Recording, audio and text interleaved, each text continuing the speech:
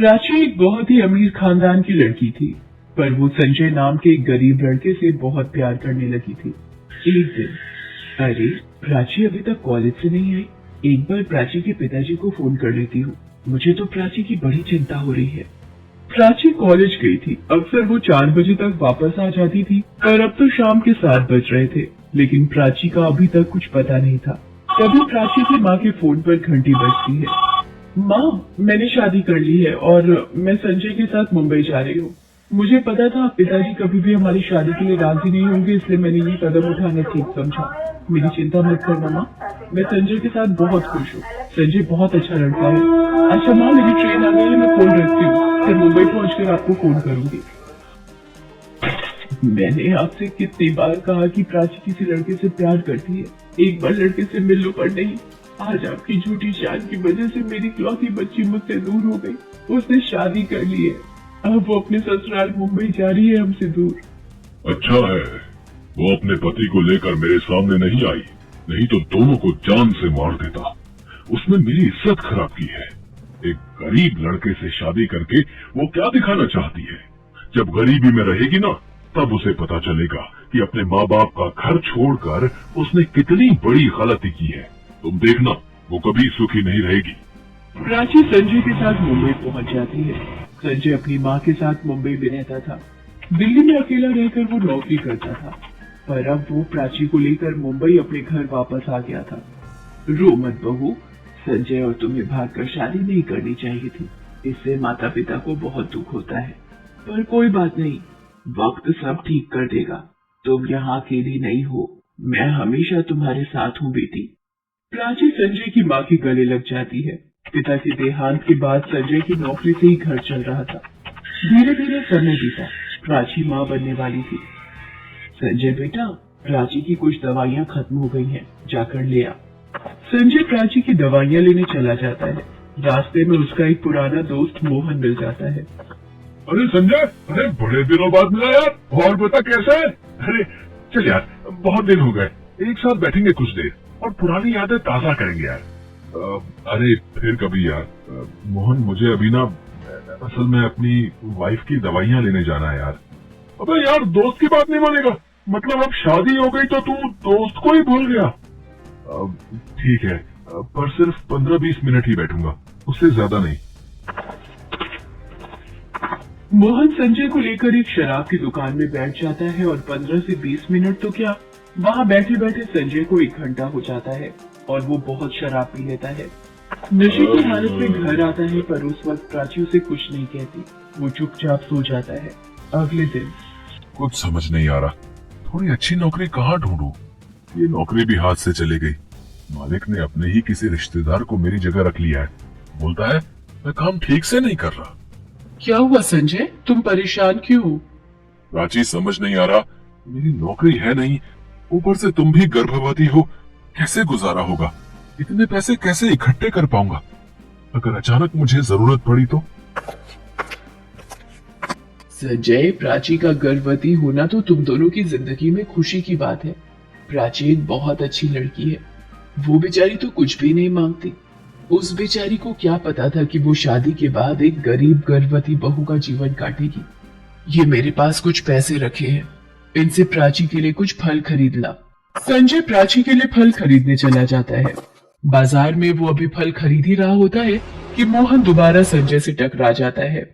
संजय मोहन को अपनी सारी बात बताता है और संजय दोबारा मोहन के साथ शराब पीने चला जाता है।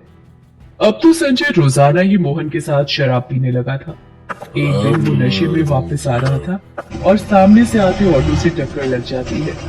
संजय अपना बचाव करने में घुटनों के बल गिर जाता है और उसके घुटनों में चोट आ जाती है। संजय, क्या जरूरत थी? शराब बहुत बुरी चीज है।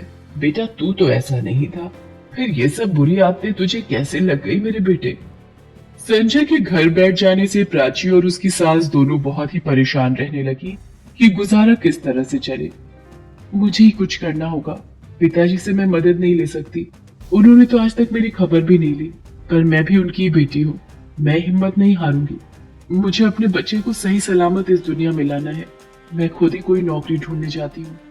अगली सुबह जब प्राची की सास और संजय सो रहे थे, वो एक चिट्ठी लिखकर काम की तलाश में निकल गई। उसने बहुत जगह काम पूछा पर कहीं भी उसे काम नहीं मिला। फिर एक जगह, ये होटल के बाहर कोई नोटिस लिखा है, यहाँ पर वेटर की जगह खाली है। भैया, ये आपके होटल के बाहर लिखा है आपको वेटर की जरूरत है, क्या आप मुझे काम दे सकते हो? आपकी बड़ी कृपा होगी। जी मैडम, वेटर का काम तो आपको नहीं दे सकता। हाँ, हमारे होटल में साफ सफाई वाला कुछ दिनों की छुट्टी पर है। वो काम अगर आप करना चाहो तो 2000 रुपए महीने के ले लेना। मुझे पैसों की सख्त जरूरत है, हाँ कर देती हूँ। ठीक है भैया जी, मैं यही काम कर लूंगी। उधर प्राची की लिखी चिट्ठी पढ़कर संजय और प्राची की सास बहुत दुखी होते हैं। प्राची होटल की सारी साफ सफाई करके घर जाती है। प्राची, तुम नौकरी के लिए क्यों चली गई थी? अगर तुम्हें कुछ हो जाएगा तो मैं कैसे अपने आप को माफ करूंगा? प्राची, मेरी बच्ची, तू गर्भवती है, ऐसे में तू काम पर जाएगी। हमारे घर में तुझे सच में सुख नहीं मिला। ऐसी कोई बात नहीं है माँ जी, और फिर मैं तकलीफ के दिनों में संजय का सहारा नहीं बनूंगी तो कौन बनेगा? प्राची की सास की आंखों में आंसू आ जाते हैं। वो प्राची के लिए बहुत दुखी होती है, पर वो भी मजबूर थी। संजय की हालत नहीं थी कि वो अभी चलकर जा सके और कोई नौकरी ढूंढ सके। उसके पैरों में अभी जख्म ताजा थे। अगले दिन प्राची जब होटल में काम कर रही होती है। प्राची, वो सामने के टेबल पर दाल गिर गई है, जाकर साफ कर दो।